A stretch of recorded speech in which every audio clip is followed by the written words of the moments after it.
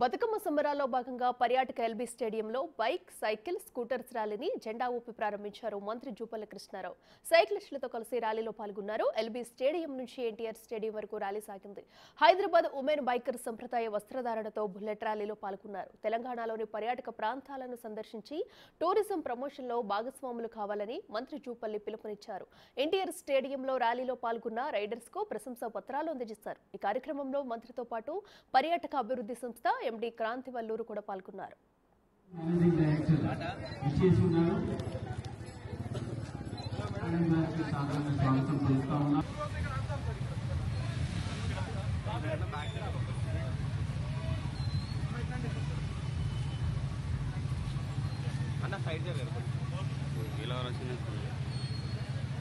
brother